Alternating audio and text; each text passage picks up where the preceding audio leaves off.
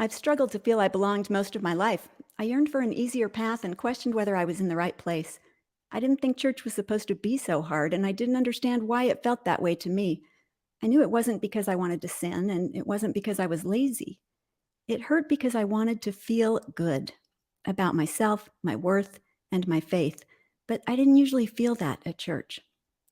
For years, I assumed I must be a woman of defective faith because attending church seldom brought me joy. My whole spiritual life changed the day I realized that my years of struggle actually showed me to be a woman of great faith. Despite decades of feeling unsure I was in the right place, I kept showing up and seeking a relationship with God. Understanding my own struggle better helped me realize there was no need for me to seek belonging someplace else. I'm in the right place because I want religion in my life, and this is mine. People have always struggled at church, but more seem willing to talk about it now. I think that's due in part to the many online spaces where we can explore questions openly, in conversation with others who are struggling too. This kind of community may seem dangerous to some members, but I know from experience that saying, or even typing, things out loud helps diffuse them. Big, scary thoughts get a little more manageable when we talk about them, so online support can provide real support. When two people find they have a feeling or experience in common, it creates a connection that allows each to feel seen. This is why sharing our stories is one of the most effective ways to lift. Our willingness to be vulnerable, to set our difficult things down in front of others, invites them to set down the heavy things they struggle to carry too. Over many years of teaching Relief Society, I learned that sharing my own stories is one of the most powerful space making tools I have at church. Despite how it may appear on Sunday, all testimonies are not created equal. In 1 Corinthians, Paul explains that to some is given one spiritual gift, and to others is given another. Our unique faith lives are individual journeys. But if we fail to create space for divergent views at church, some members may find only people who have left will listen without preaching when they need to explore questions, express doubts, or just set things down. It shouldn't be a surprise if they begin to feel they belong with those who will listen and offer the support or space they need more than in the pews with us. My own struggle to feel belonging at church stems from a combination of personal attributes and experiences. My story is not yours, and that's okay. I don't want to compare the difficulties of my journey with anyone else's. I am aware that for a variety of reasons, many struggling members are trying to navigate a profound disenfranchisement I don't face. I know I have a lot of privilege, but hopefully that knowledge can help me target my efforts to make space for those who don't. And every time I create an inch of additional breathing room for myself, I enlarge the whole by 1 inch. It's been almost 10 years since I made the decision to begin saying and typing my difficult things out loud. It wasn't long before I noticed the sharing that began as survival for myself seemed to provide a lifeline for people around me who were struggling too. Once I became aware of that power, I began to use my voice elbows with more intention. I began to see how, when I was willing to show up whole and engage with vulnerability, more space opened up around me. As often as I would open that door, someone was willing to step through. Now I try to think of myself as a church doorstop. I want to be the kind of member who tries to hold the door open while also keeping an eye on the overflow, ready to bring more chairs. I love the doorstop metaphor because I believe holding the church door open requires us to use so many more good muscles than closing the door does. Of course, I'm referencing that old saw about the fact that it takes many more muscles to frown than it does to smile. I have no idea whether that's true, but it makes me think about how many muscles we use at church and how we might use them better. Since this is a metaphor, I mean something larger than the actual door. I mean holding the church itself open and holding our hearts open. I mean holding our religion open, expanding the ways in which we think about ourselves and our relationship and responsibilities to each other as members of Christ's church. We have covenanted to stand as witnesses, to mourn and comfort and invite and forgive, to love and love again. That baptismal covenant puts us at the door of the church, holding it wide enough for everyone to come in and join us inside, to hear, feel, and taste the beautiful things the gospel has to offer. the good news that brought us through the doors in the first place and keeps us coming back. As disciples, we want the same gifts for all that we claim for ourselves. But it's amazing once we're inside how much more our metaphorical doors can weigh than the real doors do. Holding them open can require so much spiritual muscle, so much love and understanding of our true purpose and our true covenant, that it's much easier to just come in, take the sacrament, do our calling, and leave someone else with door duty. Because bringing people in, really loving them all the way in at church, no matter how they look or live, then doing it the next week and the next week too, requires a lot of effort. And I'm as likely to let the door bang shut as the next person, or maybe worse, to help it close quietly behind me so as not to disrupt our singing and praying and speaking about God. But in my heart, I yearn to be an immovable, untiring church doorstop, using my muscles to hold the whole place open for you, for me, and anyone who might wish to join us, and allowing a fresh breeze to come in too and relieve a little of the stuffiness in the room. When those on the edges leave, the boundary shrinks toward the middle. It's been more than 20 years since I first heard these words. I remember right where I was when I heard them because the phrase pierced my heart as I felt the weight of its implications. Those words were a reminder the lack of space I'd always felt at church could get worse, becoming a slow squeezing that might threaten not only me, but the people I love. In that moment, I felt a distinct calling to ride the fences and round up strays, with the intention of preserving as much room as possible for difference and diversity in this church I love. I accepted the call. This calling is about pastoral care and creating safe space more than it is about trying to effect change in the organization. I have no control over the organization, but I also know I don't have to wait for change from the top to make church a bit more comfortable for people struggling around me. In those 20 years, I've gotten better at the job. I'm learning to love people by meeting them where they are. And here's the really hard part, and it's required some big growth, letting them be right there. This didn't come naturally. As a Latter day Saint, I'd felt conditioned to move people onto and along a specific path. But surprise, it turns out believing I know what everyone else should do is not the way to grow relationships. Next slide. Parker J. Palmer wrote, "Here's the deal. The human soul doesn't want to be advised or fixed or saved. It simply wants to be witnessed, to be seen, heard, and companioned exactly as it is. When we make that kind of deep bow to the soul of a suffering person, our respect reinforces the soul's healing resources, the only resources that can help the sufferer make it through.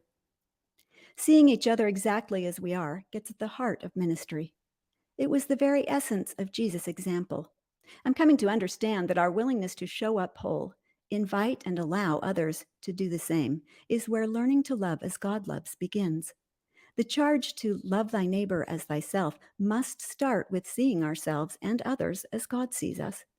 And the ways I have struggled give me real insight to help others, a personal ministerial gift we each can claim because we have all struggled in some way. Now, can there be room to think differently in the church? The truth is, diversity of thought, feeling, and experience exists among our members whether or not we are willing to acknowledge it. We're millions of people leading holy individual lives. We're not the same. As a result, even when we're sitting in the same room, we're all hearing and experiencing things differently. But our unwillingness to acknowledge that baked-in, built-in difference is part of what leads members to feel they don't belong. Not just as a Latter-day Saint, but as a human being. If you're ever thinking, am I the only one? No matter how isolated you may feel, the answer is always going to be no. Joseph Smith penned these words, and we find them in the History of the Church, Volume 5. If I esteem mankind to be in error, shall I bear them down? No. I will lift them up, and in their own way, too, if I cannot persuade them my way is better. And I will not seek to compel any man to believe as I do, only by the force of reasoning, for truth will cut its own way. Being of one heart and one mind doesn't mean we all agree. It means we all love one another. It means being willing to lift each person in their own way. It means we all share a common desire to find relationship with God as we come into Christ. Unity is found in the love in the room. Agreement is not required. Sometimes it's hard to see the truth of our diversity in a church where everyone strives to look and act the same. In fact, church can sometimes look and feel more like an exclusive club than like open arms. Brene Brown has done a lot of research and writing about the concept of belonging. As a child, she never felt she belonged in her family. As she's talked to her adult siblings more, she's realized they all felt the same way. In her book, Atlas of the Heart, she describes it as feeling a little like, she described it as feeling a little on the outside of the myth of what we're supposed to be. I think this is a perfect description of what I've found among Latter day Saints. The myth of the ideal gets perpetuated because we're not willing to show up whole with each other, to acknowledge and embrace our differences. Our commitment to Sunday best, not just when it comes to church clothes, but also the way we want to be perceived by other members, defines and defends this myth. Having ideals is good, but eventually, upholding the myth hurts members. When no one is actually exactly like we're supposed to be, no one feels they really belong. Brene Brown wrote, "Our yearning for belonging is so hardwired that we often try to acquire it by any means possible, including trying to fit in and hustling for approval and acceptance. Not only are these efforts hollow substitutes for belonging, but they are the greatest barriers to belonging. If people don't really know who we are and what we believe or think, there's no true belonging. Because we can feel belonging only if we have the courage to share our most authentic selves with people, our sense of belonging can never be greater than our level of self-acceptance." It turns out when we can't even allow space for ourselves to be who we are, there's no real space for anyone else either. This lack of space can lead to a kind of natural selection at church, even though a systemic sifting process seems like the very opposite of what Jesus might expect of the church that bears his name. Once, after a very painful experience with leaders who thought very differently from how I thought, I came to a place where I could see clearly how people leave. I was astonished to find myself considering it as a real option. I almost couldn't believe it. Even worse, I felt they wouldn't care at all if I did, and in fact, might prefer it. No matter whether that was true, and it likely wasn't, what mattered is how I experienced it, and at the time, it felt true to me. As a result of going through that, I now understand it really can feel like there is no space for you in our church, or that other members might be happier if you went away. Decades later, my profound lack of belonging in that ward ranks with my most painful life experiences. In the April General Conference, Elder Juan Uceda told of a meeting with a member who had left church activity. Knowing some of this member's history, he prayed to know what he should say in their conversation. He felt inspired to say this: "As a servant of the Lord, I apologize for our not being there for you. Please forgive us. Give us another chance to show you that we do love you, that we need you, that you are important to us." Apologies matter and can make a real difference in the lives of people we hurt. If I had heard or even felt this message from any leader in my experience, it would have made such a difference for me. Those wounds might still have left scars, but they would have healed so much faster. Jesus showed us how to create belonging in his teachings and ministry. His example is consistent and clear. For example, the story of the Good Samaritan shows us that labels, no matter how well we think they fit, don't actually tell us anything about the people we put them on. If we knew all the details, we might find we have our good guys and bad guys mixed up. The fact that we can't see what's on the inside of anyone else requires us to pay real attention to the whole person in order to have any chance at understanding them. Our snap judgments are not worth the single second it takes us to make them. Even the things we're sure we know about others are not reliable. No matter what we think about their outsides, if we stay curious about their insides, people will almost always surprise us in good ways. About this story, one of my favorite faith writers, Barbara Brown Taylor, wrote, "Jesus put good and Samaritan together in his hearers' minds for the first time. He knew that sometimes you have to start telling a different kind of story before a different kind of future can unfold." We're so used to telling one story with one cast at church. Jesus is calling us to start telling a different kind of story. And he is asking us to expand our casting call by simply embracing the beautiful diversity that already exists whenever two of us are gathered.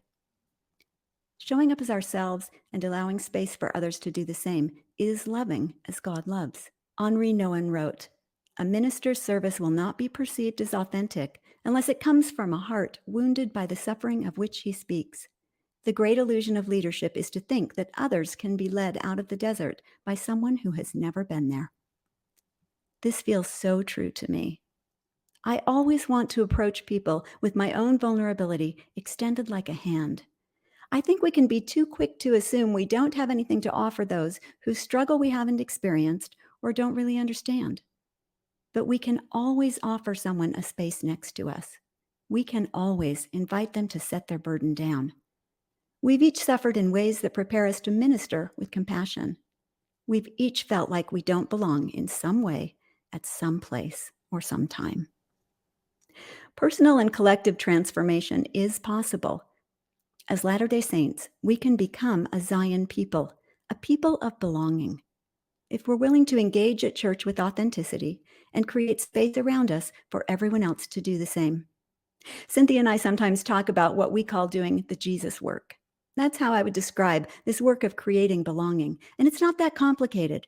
Meet people where they are, learn about their struggle, ask what they need, listen and believe them when they tell you, and then lift by loving them right where they are. Every time we're willing to make space for one more member, exactly as they are, we enlarge our boundary. Together, we can make church an ever-widening circle that brings us closer to finally seeing and loving each other the way God sees and loves us. In the name of Jesus Christ.